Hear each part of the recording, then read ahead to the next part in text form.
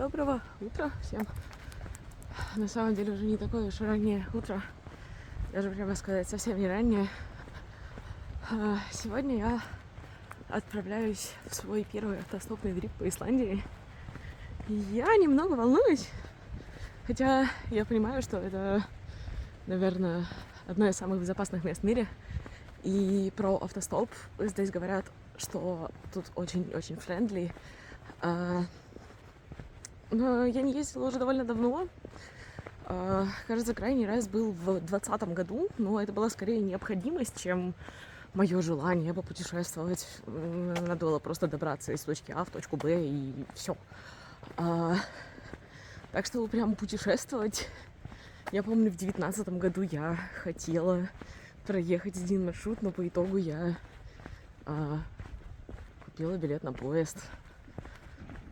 Сначала на троллейбус, потом на автобус, потом на поезд. Ну, в общем, да, неважно. Я не ездила довольно давно. Это заставляет меня немножко переживать. К тому же, если честно, это едва ли не первый мой экспириенс с англоязычным автостопом. Я на самом деле не очень представляю, как строить диалог. Ну, то есть какие-то фразы, которые ты используешь для того, чтобы начать разговор с водителем, если ты автостопщик. Я вот знаю их на русском, но я довольно приблизительно понимаю, как спросить это на английском. Очень приблизительно. Машина проехала в моем направлении. Жаль. Да, у меня были некоторые зарубежные поездки, но не настолько дальние это было зарубежье, чтобы говорить там на английском. Как-то мне везло преимущественно на людей, которые понимают по-русски. Еще я немножечко понимаю татарский. И, я не могу этим хвастаться. Типа, не очень прямо хорошо, но иногда мне это помогает разобраться немного с тюркскими языками, сделать их себе понятней. Вот. Возможно, однажды я возьмусь все-таки выучить этот язык. Я чувствую это чем-то для себя важным. Но сейчас я здесь, да, и мне предстоит говорить по-английски. Хотя для меня, конечно, больше интересно попробовать говорить по-исландски. Тут, опять же, я не знаю, иногда я действительно очень быстро и легко схватываю информацию. Я воспринимаю язык на слух, но в другие моменты я как будто отключаюсь и не могу понять решительно ничего. И я помню, что у меня был такой же этап с английским, и потом это выправится, но сейчас это для меня довольно нервно. И в большей степени это, конечно, про барьер вот тут, психологический языковой барьер. Вот. Я рассказываю вам все это и потихонечку приближаюсь к месту, откуда я смогу стопить. Мне кажется, оно более-менее удачное для этого. Тут вот такая вот странная штука. Я не знаю, зачем это здесь. Это вообще похоже на какую-то остановку, да?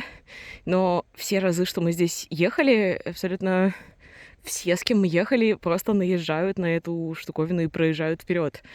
Как будто это просто часть дороги. В общем, не знаю. Вот здесь вот парковка для автобусов, для туристических автобусов, насколько я понимаю. Здесь вот в нее заезд. Тут у нас как бы... Тут подразумевается еще сплошная, а вот здесь вот есть разрыв. И типа как бы сюда можно съехать, заехать. В общем, да, плюс вот эта вот штуковина, плюс там было ограничение. Короче, здесь достаточно факторов, которые могут мотивировать человека снизить скорость. И тут он увидит меня.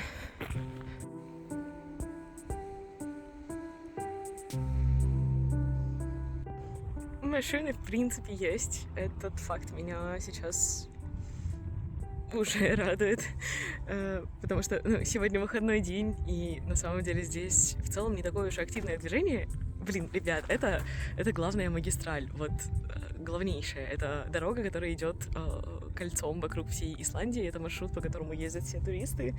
И я не могу сказать, что здесь очень активное движение.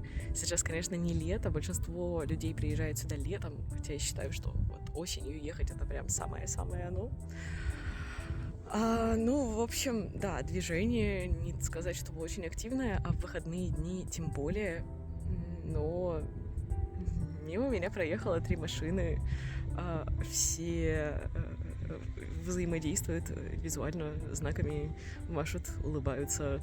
Как бы, ну, на самом деле, то, что тебя замечают и на тебя реагируют, они просто делают морду кирпичом, это уже приятно, и уже далеко не каждое место может этим похвастаться. Ну, посмотрим, насколько быстро мне удастся отсюда уехать. Прикольно, что я отсюда могу видеть предшествующую часть дороги по той стороне фьорда. Так вот это вот выглядит. И, ну, я могу видеть машины, которые ко мне, возможно, приближаются. Одну я там уже видела. Значит, она, наверное, доедет до сюда. Погода сегодня настолько хорошая, что даже какие-то мошки, мухи, какие-то насекомые повылазили, птички орут. Вообще просто красота. Единственное, что меня огорчает, если верить прогнозу, такой день, он только один, и дальше будет очень мокро и очень холодно. Но, пожалуй, да, для того, чтобы начать движение, этот день подходит как нельзя лучше. Потому что когда в самом начале уже какой-то абзац, это демотивирует. А так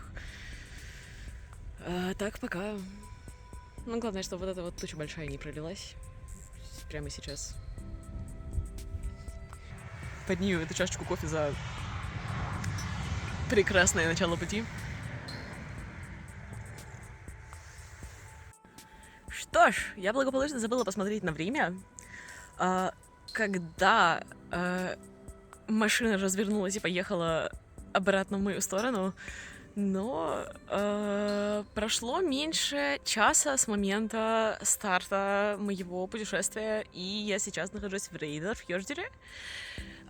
Конкретно это парковочка перед въездом в Рейдарфьордер, потому что я застопила ребят, которые направляются в Эскифьордер, а мне нужно в Эйльстадер, и это им туда, а мне вот туда.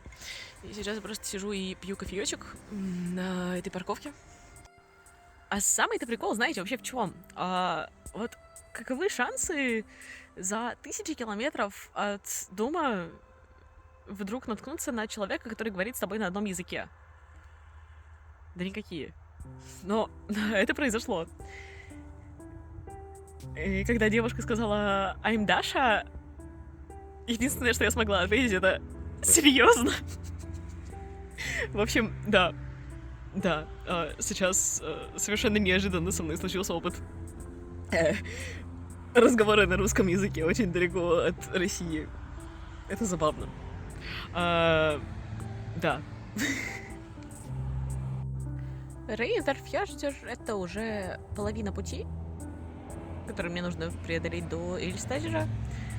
Так что, если дальше все будет продолжаться так же, то я сегодня даже успею в бассейн. Честно говоря, очень хочу успеть в бассейн. Очень.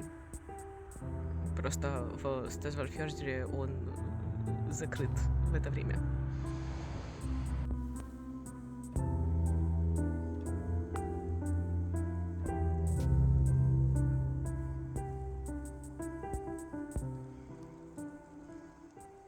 Я, кстати, вообще совершенно напрасно парилась насчет своего английского, и это не только потому, что один из 2 человек в машине оказался русскоговорящим. Просто в моем представлении я до сих пор говорю как-то не так, но на самом деле я говорю достаточно бегло и быстро, и переключаюсь между языками тоже.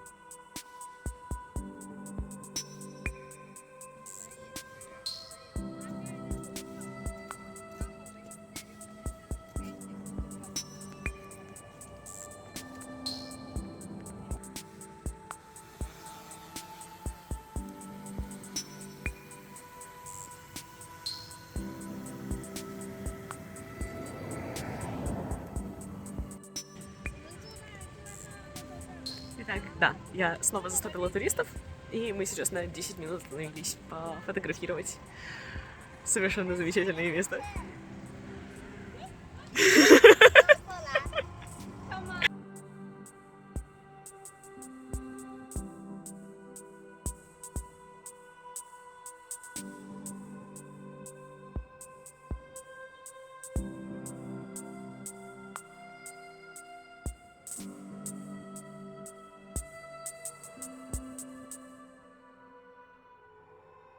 Я месяц не видела деревья, которые выше, чем я.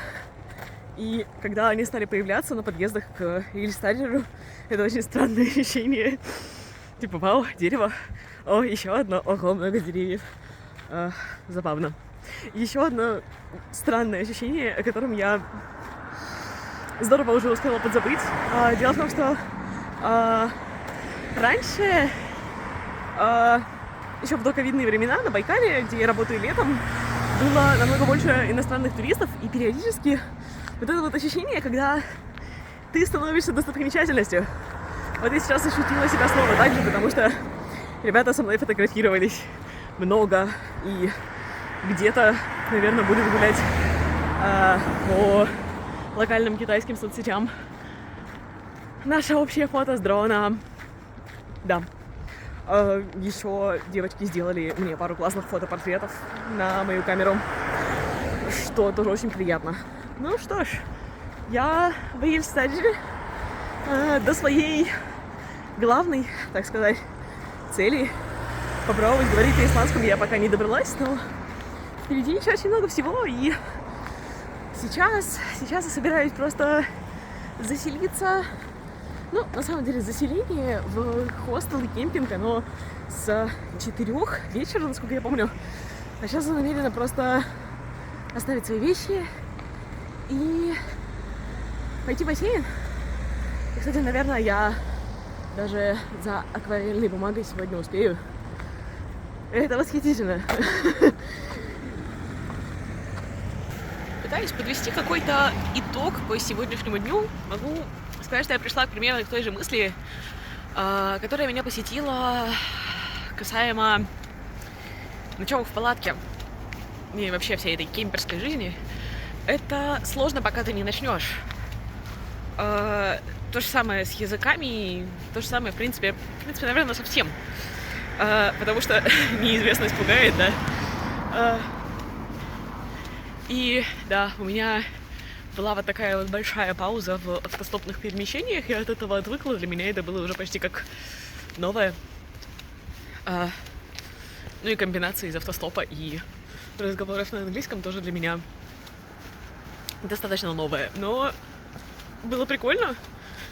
Было очень быстро, то есть по времени это получилось примерно так же, как если бы я, например, просто ехала на машине, без выходов, пересадок, вот этого вот всего автостопного движа. Так что могу теперь заявить, что это работает. Надеюсь, что вне основной дороги это тоже работает, потому что следующая точка, докуда я держу путь, она находится чуть в стороне от основной магистрали. Ну, в общем, я надеюсь, что там это работает так же хорошо.